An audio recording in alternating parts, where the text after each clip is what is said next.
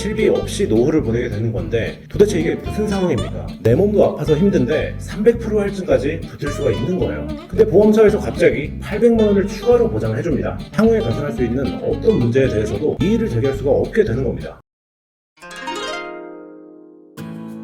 말도 많고 탈도 많았던 실비보험의 보험료 차등제가 곧 시행됩니다. 이제부터는 같은 실비보험에 가입했어도 사람마다 가격이 달라질 수 있는 건데요. 과연 어떻게 하면 할인을 받을 수 있고 어떻게 하면 보험료가 300%까지 할증되는지 오늘 확실히 확인해 볼 거고요. 뿐만 아니라 연간 800만 원까지 추가 보장을 받을 수 있는 실비보험의 엄청난 혜택과 보험금 청구 시 절대 서명하시면 안 되는 서류까지 알려드릴 테니 실손보험 전환을 고민 중인 분들, 잘 몰라서 실비를 잘 활용하지 못하는 분들, 보험금 청구에 대한 팁이 필요한 분들은 오늘 영상을 끝까지 시청해 주시면 많은 도움이 될 거라고 생각합니다. 그럼 가장 먼저 내 실비가 몇 세대인지, 어떤 장점과 어떤 단점을 가지고 있는지 알아야 이 모든 내용이 의미가 있겠죠. 세대별 실비의 특징부터 확인해 보도록 하겠습니다. 먼저 1세대 실손보험입니다. 실비가 처음 등장한 2003년부터 표준화가 이루어진 2009년 7월까지 가입한 실손보험을 1세대 실손보험이라고 하는데요. 3년 또는 5년 갱신형이었고 드물긴 하지만 비갱신형 실비를 판매한 곳도 있었습니다. 보장 한도는 입원 3천에서 최대 1억, 통원 10만원에서 30만원까지 표준화 이전이었기 때문에 회사마다 또는 상품마다 차이가 있었고요. 입원에 대해 자기부담금 없이 100% 보장, 통원의 경우엔 5천원의 자기부담금이 있었습니다. 기준이 없던 때인 만큼 회사에 따라 보장 내용에 차이가 있다는 게 1세대 실비의 특징이고 한마디로 정리하면 비싸고 좋다 라고 표현할 수 있겠습니다. 이때 상해 실비로 일반 상해 의료비를 가입하신 분들이 계실 텐데 산재나 자동차 사고에 대해서도 50% 중복 보장되고 통원 치료도 최대 한도까지 보장, 자기부담금은 없었고요.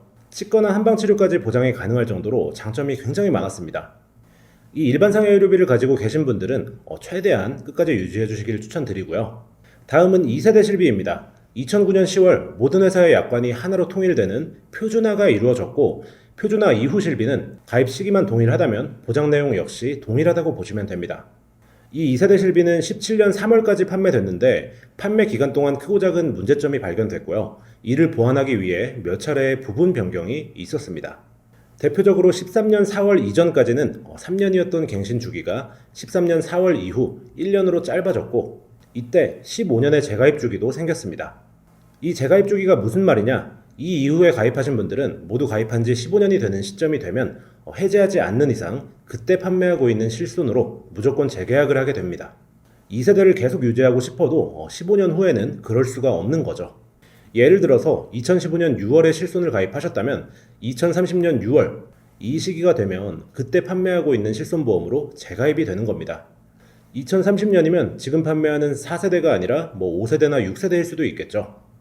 이 재가입이 되는 시점에는 청구 이력이나 병력이 많다고 해서 재가입을 거부하면 어떡하나 걱정하시는 분들도 많은데 무조건 자동적으로 재계약이 되도록 약관에 명시되어 있고 모든 보험사에서는 거절을 할 수 없는 내용입니다. 또 다른 변경점으로 2013년 4월에는 통원에 대한 자기부담금 내용에 변경이 있었고요. 2015년 9월에는 입원에 대한 비급여 자기부담금이 10% 늘어났습니다. 그리고 2017년 4월부터 21년 7월까지 3세대 실손보험이 판매됐는데요. 이전 2세대에서 많은 변화가 있었기 때문에 후반기 2세대 실비와 3세대 실비는 내용이 거의 동일하지만 큰 거 한 가지가 바뀌었습니다. 바로 비급여 청구 중 많은 비중을 차지했던 도수치료, 주사료, MRI 이 셋을 비급여 3종으로 별도 분류했다는 점인데요. 보시면 3세대 비급여 항목의 자기부담금은 20%지만 이 3종의 비급여에 대해서는 30%의 자기부담금을 부과하게 됩니다. 즉 3세대 실비는 이 비급여 3종 때문에 만들어졌다 해도 과언이 아니라고 생각하고요. 이 부분을 제외하면 후반기 2세대 실비와 보장 내용이 거의 동일합니다. 그럼 2021년 7월부터 지금까지 판매되고 있는 4세대 실비 가장 말도 많고 탈도 많죠. 기본 스펙부터 살펴보면 확실히 앞선 1, 2, 3세대에 비해 많이 떨어집니다. 청구했을 때 내가 내야 하는 자기부담금이 급여 20%, 비급여 30%로 가장 높고요. 재가입 주기도 3세대까지는 15년이었는데 4세대부터는 5년으로 짧아졌습니다. 만약 5년마다 새로운 실비가 나온다면 5년마다 보장 조건이 계속해서 바뀔 수 있는 거예요. 또 4세대 실비부터는 비급여 치료에 대한 연간 횟수 제한과 보험료 차등제가 도입됐는데요. 21년 7월부터 판매된 게 4세대 실비지만 이 보험료 차등제는 24년 7월부터 시행 예정이기 때문에 지금 많은 이슈가 되고 있습니다. 비급여 청구를 많이 하지 않은 분들은 5% 할인이 들어가고 많이 하시는 분들은 최대 300%까지 할증이 될 수 있는 건데요. 많은 분들이 이 300% 할증의 대상자가 내가 되지는 않을까 하는 걱정 때문에 4세대로의 전환을 망설이고 또는 미루고 계십니다.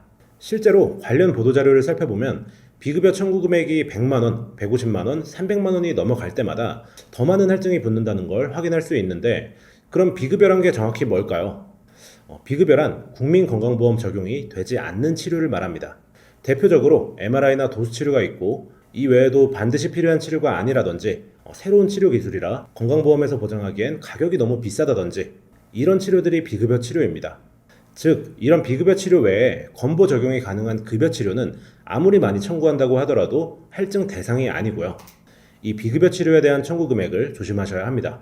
내가 받은 치료가 급여인지 비급여인지 헷갈리는 분들은 병원에서 진료비 세분의 역서를 떼보시면 되는데요. 이런 식으로 급여와 비급여 구간이 나뉘어 있습니다. 발급 비용도 없는 무료 서류이기 때문에 부담 없이 발급받을 수 있다는 점도 꼭 기억해 주시고요. 그래서 우리가 어떻게 청구를 해야 최대한 할증을 피할 수 있는지 이 부분도 바로 확인해 보도록 하겠습니다. 할증되는 금액 기준을 다시 보면요. 100만원 이상일 때, 150만원 이상일 때, 300만원 이상일 때가 기준이죠. 직전 1년간 청구 금액을 기준으로 보는 거기 때문에 만약 내 직전 1년간 비급여 청구 금액이 99만원이다. 그런데 2만원을 더 청구할 게 있다. 이런 경우라면 청구를 하지 않는 편이 나에게 훨씬 더 득이 되겠죠. 다음 150만원 구간과 300만원 구간도 마찬가지입니다. 만약 내가 299만원을 청구해서 원래 200%만 할증이 되면 되는 건데 여기서 만원만 더 청구를 하면 300%로 할증 금액이 확 올라가는 거예요. 반대로 내가 만약 299만원을 청구한 상태에서 500만원짜리 비급여 치료를 받았다. 이런 경우라면 당연히 할증이 되더라도 그냥 청구를 하는 게 훨씬 더 득이 되겠죠.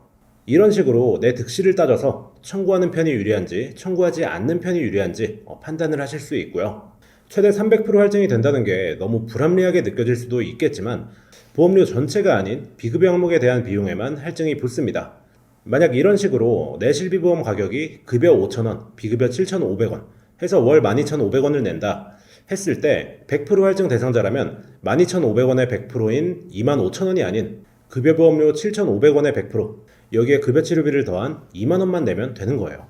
게다가 전체 가입자를 기준으로 평균을 내봤을 때 할증 대상자는 생각보다 적을 것으로 예상이 되는데요. 가입자의 72.9%는 할증이 아니라 할인 대상자입니다. 청구를 거의 하지 않는 분들이 이렇게나 많고 이분들께는 5% 할인을 해준다 라고 볼 수 있고요. 또 4세대 실비는 무사고자 할인이라는 제도가 있는데 만약 직전 2년간 보험금 지급 실적이 없는 경우 10%를 추가로 할인해줍니다. 즉 72.9%의 할인 대상자에 해당하고 직전 2년간 보상이 없었다면 15%를 할인받는 거예요. 이렇게 할인 대상이 72.9%면 나머지 27.1%의 사람들은 전부 할증이 되는 걸까요? 그것도 아닙니다. 25.3%는 할인도 할증도 아닌 그대로 보험료가 유지되는 분들이에요. 즉 전체 가입자의 단 1.8%가 할증 대상자라는 거죠. 100명 중 98명, 즉 여러분들 대부분은 적어도 할증 때문에 4세대 실비로의 전환을 미룰 필요는 없어 보입니다. 그런데 또 이 4세대 실손에 대한 아주 무서운 괴담이 떠돌기도 합니다. 올해 300% 할증되고 이듬해 또 300% 할증되고 이거 몇 년만 반복되면 이거 감당 불가능하다. 3배, 3배, 3배 이걸 어떻게 감당하냐? 이런 의견이 있는데 사실 그렇지 않습니다. 혹시나 올해 내가 할증 대상이 됐더라도 비급여 청구가 기준치를 초과하지 않는다면 내년에는 초기화됩니다. 그리고 작년에 300% 대상자였던 사람이 올해도 300% 대상이라면 300에 300이 아닌 그냥 300%가 유지되는 거예요. 이 부분 절대 오해하시면 안 되겠고요. 이렇게 예상 할증 대상자 수를 보면 이 보험료 차등제로 인해 손해를 보는 분들이 많지 않을 거라는 생각이 들긴 하지만 내가 비급여 치료를 언제 얼마나 받게 될지는 예측하기가 힘드니까 오늘 말씀드린 꿀팁들을 꼭 잘 기억하셔서 이 영상을 보신 분들은 한 분도 손해보는 분이 없으시길 하는 바람입니다. 그리고 참고로 암이나 뇌혈관, 심혈관 질환, 희귀 난치성 질환자 분들은 이 산정특례를 적용받으실 텐데 이분들은 비급여 의료를 많이 이용하셔도 할증이 되지 않는다는 점도 참고 부탁드릴게요. 여기까지 세대별 실비의 보장 조건을 상세히 확인하셨으니 이 세대별 실비의 가격 역시 한번 확인해 보도록 하겠습니다. 10개 손해보험사의 세대별 실비보험료 평균을 내서 비교한 자료인데요. 1세대 실비는 4749원, 2세대 24,738원, 3세대 13,326원, 그리고 4세대는 가장 저렴한 11,982원입니다. 보장 내용만 봤을 땐 4세대는 좀 했다가 가격을 보니까 좀 괜찮은 것 같은데 하시는 분들도 계실 겁니다. 실제로 1세대, 2세대 가입자분들 중에서 이제 갱신될수록 가격이 좀 감당이 안 되시는 분들은 전환 고민을 많이들 하시죠. 4세대 실비 가입자분들 입장에서는 아니 가격 차이가 이 정도면 이 앞으로는 차이가 더 커질 텐데 이걸 왜 전환 안 하나 생각하실 수도 있겠지만 또 4세대 실비의 치명적인 단점이자 1, 2, 3세대 실비에만 있는 엄청난 기능도 있습니다. 첫 번째로 비급여 항목에 대한 연간 자기부담금 한도가 4세대에서는 사라졌다는 점이에요. 실손보험에는 우리가 잘 모르는 엄청난 보장, 연간 자기부담금 한도라는 게 있는데요. 말 그대로 보험사에서 보장하는 금액 외에 내가 내야 하는 자기부담금엔 연간 한도가 정해져 있다는 거예요. 만약 나한테 중대한 질병이 발생해서 비급여 치료비가 연간 5천만 원이 나왔다고 가정을 해볼게요. 실비에서 큰 보장을 받을 수 있겠지만 3세대 실비로 예를 들면 비급여에 대해 80%를 보장받을 거고 그럼 자기부담금만 무려 1,000만 원이죠. 그런데 놀랍게도 보험사가 800만 원을 추가로 보장해줍니다. 연간 자기부담금 한도가 200만 원으로 제한되어 있기 때문에 나머지는 보험사에서 부담을 해주겠다는 건데요. 내가 청구를 아무리 많이 해도 1년에 내가 내야 하는 자기부담금은 최대치가 200만 원이라고 볼 수 있는 거고 중대한 질병이 발생해서 정말 재난적인 의료비가 발생하는 상황에서 담비와도 같은 혜택일 텐데 이 4세대 실비에 와서는 급여에 대해 자기부담금 한도는 남아있지만 비급여 치료에 대한 연간 자기부담금 한도 200만 원이 사라진 상태입니다. 그리고 전환이 고민되는 요소 두 번째로 앞서 말씀드렸던 할증이 있습니다. 비급여 청구를 많이 하면 보험료가 할증된다. 정말 많은 분들이 이것 때문에 전환을 망설이시기도 했고 반대로 조회수를 위해서 절대 전환하지 마라. 이런 자극적인 콘텐츠가 인기를 끌기도 했었습니다. 하지만 앞서 보여드렸듯이 개인적으로 할증을 장점이라고 말씀드릴 수는 없지만 큰 단점은 아니라고 생각해요. 다른 사람들이 많이 청구해서 나까지 가격이 오르는 그런 상황을 미연에 방지할 수 있으니까요. 실제로 실비를 많이 청구하는 상위 10%의 사람들이 전체 보험금의 48.3%, 거의 절반을 청구합니다. 그리고 입원의 경우 95%, 통원의 경우 80%가 청구를 아예 하지 않거나 정말 소액만을 청구한다고 합니다. 즉 내 보험료가 올라가는 가장 큰 요인이 상위 10% 청구자들이라면 내 입장에서는 정말 억울한 거예요. 그렇다고 많이 청구하는 분들을 비난하려는 건 아닙니다. 아파서 치료를 받았으면 청구하는 게 당연한 거죠. 그런데 문제는 이거예요. 민감한 얘기일 수 있지만 실비의 비급여 항목을 악용하는 사례가 빈번했다는 건 다들 공공연히 알고 계시죠.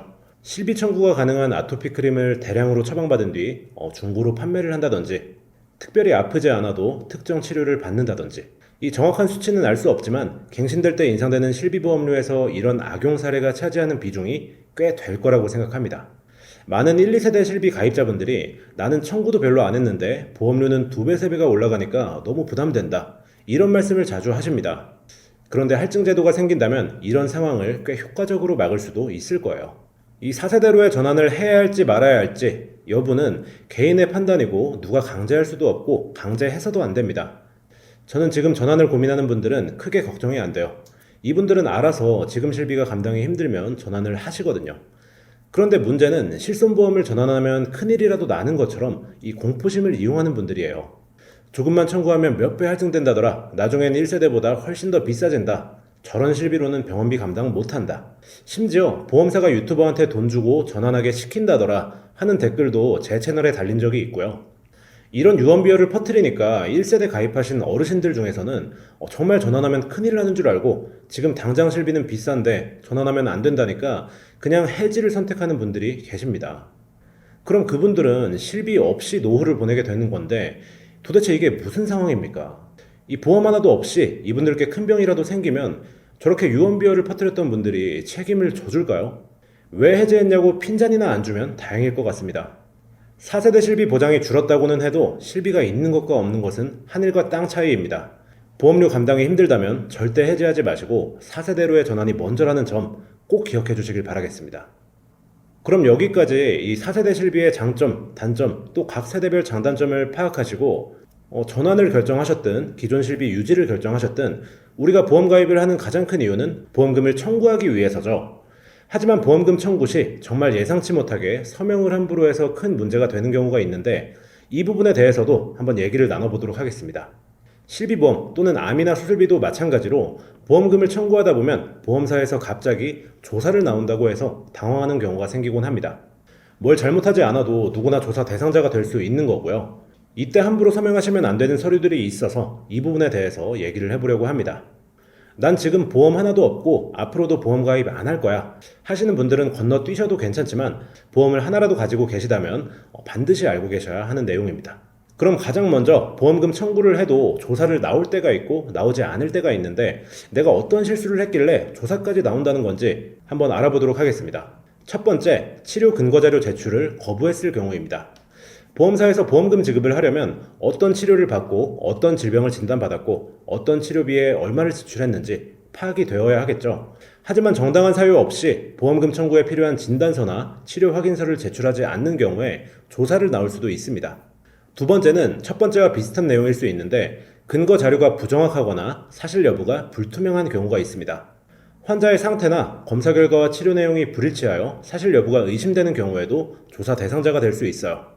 예를 들어 장염 때문에 병원을 갔는데 처방받은 약이 안약이라면 이건 저 같아도 조사를 해볼 것 같네요. 세 번째로 비합리적인 가격, 특별한 사유가 없는데도 감기약 3일치 처방받고 100만 원을 청구했다면 마찬가지로 조사 대상일 수 있고요. 네 번째로 과잉진료가 의심되거나 과잉진료 의심기관에서 치료받고 보험금을 청구한 경우에도 조사 대상자가 될 수 있습니다. 이 외에도 고의든 실수든 고지사항 위반이 의심된다든지 가입 후 얼마 지나지 않아 청구하는 경우에도 조사 대상이 될 수 있고요. 제가 고객님들 청구를 해드리다 보면 특별한 사유가 없어도 좀 복불복으로 조사를 나오는 경우도 있는 것 같습니다. 만약 여러분들이 보험금 청구를 했을 때 조사자가 배정되었다면 수일 내에 조사자와 약속을 잡아서 만나게 되고 이런저런 조사가 필요하니 여러가지 서류에 서명해달라고 요청을 할 거예요. 하지만 여기에는 꼭 써줘야 하는 서류들이 있고 써주지 않아도 되는 서류들이 있습니다. 하나씩 알아보겠습니다. 첫 번째, 의료자문 동의서가 있습니다. 가장 문의가 많고 탈도 많은 것이 바로 의료자문 동의서예요. 보통 조사를 받게 되면 조사자분이 굉장히 친절하고 상냥하게 의료자문 동의서에 서명을 요청하는 경우가 많은데요. 너무나 친절하고 별 의심도 들지 않는데 여기에 사인을 해야 보험금이 지급된다고 하니 자연스럽게 해주시는 분들이 정말 많습니다. 그런데 이 의료자문 동의서에 동의를 하게 되면 내가 갔던 병원이 아닌 다른 의료기관에 소속된 전문의에게 의학적인 소견을 구하게 되는데요. 일단 먼저 보험금 청구 과정이 어떻게 진행되는지 실비보험으로 예를 들어서 설명드리면 보험금 청구를 했을 때 보험사는 특별한 사정이 없는 경우 3영업일 이내에 보험금을 지급하게 되어 있습니다. 이 과정에서 보험사가 이 서류만으로는 보험금 지급 가능 여부가 좀 불투명하다 라고 판단하는 경우 조사를 진행하게 되는데요. 만약 추가적인 조사가 필요하다고 판단되는 경우 손해사정사가 병원에 방문해서 여러가지 자료들을 추가로 습득하거나 이 조사하는 과정을 거치게 되는데 이 조사 과정 중 하나가 바로 의료자문 요청을 하는 거죠. 즉 환자가 치료한 병원에 서류가 부족하다던가 다른 주치의의 소견을 듣고자 환자의 병원이 아닌 제3의 의료기관에 질의하는 것을 여러분께 동의받기 위해 의료자문 동의서에 서명을 해달라고 요청을 하는 건데요. 과연 어떤 경우에 서명해줘야 하고 어떤 경우에 서명하지 말아야 할까요? 이건 뚜렷하게 정답이 있는 것은 아닌데요. 의료자문 동의서는 절대 써주면 안 되니까 써주지 마라. 이런 얘기를 들었을 수도 있겠지만 의료자문을 무조건 거부하는 것이 정답은 아닙니다. 왜냐하면 약관상 보험회사도 이 보험 사고 조사를 위해 자문 등의 조사 과정을 할 권리가 있기 때문에 무조건적으로 거부하게 되면 보험금 지급이 계속 보류될 거예요. 그럼 어떻게 해야 하냐? 의료자문 동의 요청을 받았다면 의료자문을 받아야 하는 이유에 대해 묻고 그 이유가 합리적이라 판단한다면 정확히 어떤 부분이 부족해서 제3병원의 의료자문을 받는 건지 조사 과정은 앞으로 어떻게 진행될지 확실히 물어봐야 합니다. 그리고 보험사에서 이러이러한 이유로 의료자문이 필요하다라고 한다면 의료자문을 동의하는 것보다는 나를 치료했던 주치의가 나를 가장 잘 알고 있으니 내 주치의에게 추가적인 소견을 받아서 제출하겠다 라고 대응해 보시는 것도 좋은 방법입니다. 하지만 그게 안 되고 꼭 다른 주치의의 의견이 필요하다 라고 할 수도 있겠죠. 이럴 때 역시 대응 방법이 있습니다. 이게 굉장히 꿀팁이에요. 바로 동시감정 제도라는 걸 활용하는 건데요. 제3의 상급병원에서 보험회사와 환자가 함께 감정을 받는 것이 동시감정 제도입니다. 이 동시감정 제도는 보험사에 신청을 할 수 있고요. 이 경우 모든 비용은 보험사가 전액 부담하게 되니 금전적으로 부담이 될까 걱정하셨다면 내려놓으셔도 괜찮습니다. 아무래도 보험사와 연계된 병원에 자문을 받게 되면 혹시나 보험회사에 유리한 결과가 나와서 보험금 지급이 안 되거나 나에게 불리한 조건을 걸지 않을까 걱정하실 수 있는데 이럴 때 활용할 수 있는 게 이 동시감정 제도예요. 동시감정 제도를 이용해서 보험사와 연계된 병원이 아닌 중립적인 제3병원에서 자문을 받을 수 있다는 점, 그리고 제일 좋은 건 내가 치료받은 병원의 주치의에게 추가 소견을 받는 것이라는 점, 이 두 가지를 꼭 기억해 주시면 좋겠습니다. 다음 두 번째는 면책 동의서인데요. 만약 이 서류에 서명을 하게 된다면 어떤 상황이 벌어지게 될까요? 이 서류에 서명하게 된다면 향후에 발생하게 되는 어떠한 문제에 대해서도 이의 제기를 할 수 없습니다. 따라서 추가로 발생할 수 있는 청구사항도 전혀 청구할 수 없게 되는 거나 마찬가지죠. 근데 사실 좀 보시면 이상하지 않나요? 내가 청구사항이 발생했고 그에 대한 보험을 가입했다면 이 청구를 해서 보험금을 받는 게 당연하겠죠. 근데 이 서류에 서명하는 순간 그러한 모든 과정들이 막힐 수 있다는 얘기입니다. 즉, 이 서류는 여러분들을 위한 서류가 아닙니다. 앞으로 있을 수도 있는 청구사항을 사전에 미리 막아버리는 거니까요. 이 면책 동의서에는 사인할 필요가 전혀 없습니다. 세 번째는 부재소합의서입니다. 이 부재소합의서는 앞의 면책 동의서와 비슷한 의미의 서류인데요. 여러분들이 이 서류에 서명을 하게 된다면 향후 이 청구권에 대해서 불이익이나 잘못된 부분을 발견한다고 하더라도 제소, 즉 소송을 진행할 수 없어요. 만약 이를 무시하고 소송을 진행한다고 하더라도 불리하게 적용받을 수 있기 때문에 이 부재소합의서 또한 서명해 줄 필요가 전혀 없습니다. 이 면책동의서와 부재소합의서는 내가 정말로 모든 진단이나 치료에 대해서 보험금을 다 받았고 앞으로 청구할 일이 전혀 없다면 동의해 주셔도 무방합니다. 하지만 뭔가 더 받을 것이 있거나 석연치 않은 보험금을 지급받았다면 절대 동의하시면 안 되겠죠. 앞으로 이의를 제기할 수 없게 되니까요. 그리고 다음 네 번째는 건강보험 공단 자료가 있는데요. 예전 같은 경우엔 내가 이걸 동의만 해줬다면 내 청구권을 조사하고 있는 조사자들이 직접 발급도 가능했었습니다. 그러나 이 공단 자료는 개인정보이기 때문에 지금은 동의 없이 타인에게 절대로 자료를 지급하지 않죠. 때문에 조사자는 보험금을 빨리 지급해드리려고 하는 거다, 이런 핑계를 대면서 동의를 요청할 수 있어요. 근데 이 자료를 보여주게 되면 여러분이 청구한 것 말고도 몇 월 며칠 날 어떤 병원에서 어떤 치료를 받았는지 모두 알 수 있습니다. 당연히 고의적으로 알릴 의무를 알리지 않았다면 문제겠지만 혹시나 내 공단 자료 중에서 청구에 불리한 치료 이력 등이 나올 수 있기 때문에 되도록 동의하지 않는 것을 추천드리고요. 다섯 번째로 건강보험 공단 자료와 비슷한 게 또 있는데 국세청 연말정산 자료입니다. 여러분들이 의료기관에서 치료를 받으셨다면 카드 혹은 현금으로 결제를 했을 텐데요. 그 내역이 국세청 연말정산 자료에 포함되어 있을 수 있기 때문에 이를 요청하는 거예요. 만약 이걸 알려준다면 해당 자료들을 토대로 내가 치료받았던 병원에 방문을 해서 모든 의료 기록을 살펴보게 될 겁니다. 이런 서류나 정보들은 필수로 동의해야 되는 서류가 아니니까 굳이 동의하거나 서명해주지 않으시길 추천드립니다. 이렇게 보험금 청구를 했을 때 조사자 파견 시 서명해주면 안 되는 서류 혹은 서명해주지 않아도 되는 서류 5가지에 대해 알아봤습니다. 물론 개인정보 활용 동의서나 의무기록 열람 동의서 위임장 같은 서류는 보험사도 열람할 권리가 있기 때문에 꼭 서명하거나 동의해 주셔야 하는데요. 만약 써주지 않는다면 보험금 지급에 문제가 생길 수 있기 때문입니다. 대신 의무기록 열람 동의서를 써주실 때는 병원명, 발급 서류를 꼭 명시하고 유효기간이 있도록 날짜를 작성하시는 게 중요합니다. 만약 병원명이나 구체적인 서류가 명시되어 있지 않다면 병원명만 바꿔서 다른 병원까지 또 방문을 해볼 수도 있겠죠. 여기까지의 내용을 요약해보면 가장 먼저 실비보험 청구 시 괜히 청구 이력 때문에 손해보는 경우가 있으니까 보험가입 계획이 있다면 기다렸다가 청구하시거나 아예 청구하지 않는 게 유리할 때도 있다 라는 말씀 드렸고요. 즉 간단하게 요약해보면 보험사에서 조사를 나온다고 했을 때 아무리 친절하고 상냥하게 요청하더라도 아무 서류에나 막 사인을 해주면 곤란한 일이 생길 수 있다 라고 보시면 될 것 같습니다. 주변에 보험금 청구하려는 지인이 있다면 오늘 영상 한 번씩 공유해 주시면 예기치 못한 피해를 예방할 수 있을 것 같고요. 앞에서 먼저 말씀드렸던 보험료 차등제 24년 7월부터 실시되니까 치료 받으시면서 진료비 세분의 역서까지 꼭 발급 받으셔서 비급여 청구 금액 관리해 주시는 게 좋겠습니다. 본 광고는 광고심의 기준을 준수하였으며 유효기간은 심의일로부터 1년입니다. 오늘은 여기까지 실비보험에 대한 모든 것을 알아봤습니다. 주의해야 할 사항도 여러 가지 있었고 우리가 지금까지 몰랐던 실손보험의 혜택이나 괴담처럼 전해지고 있던 실손 전환의 진실 전부 알아봤는데요. 짧은 영상은 아니었지만 정말 실비의 중요한 내용들을 겉핥기식이 아니라 요점만 정확히 소개해드린 영상이니까요. 혹시 이해가 안 되시는 분들은 해당 단락을 한 번 더 시청해 주시는 것도 좋은 방법일 것 같습니다. 한 번 더 시청하셔서 이해를 하신다면 적어도 시간이 아까운 영상은 아닐 거예요. 오늘 보험담의 영상이 도움이 되셨다면 구독과 좋아요, 앞으로도 유용한 영상을 받아보고 싶으시다면 알람 설정까지 눌러주시고요. 저는 다음 시간에 오늘보다 더 유용한 내용, 더 유익한 시간으로 찾아오도록 하겠습니다. 감사합니다. 본 광고는 광고심의 기준을 준수하였으며 유효기간은 10일로부터 1년입니다.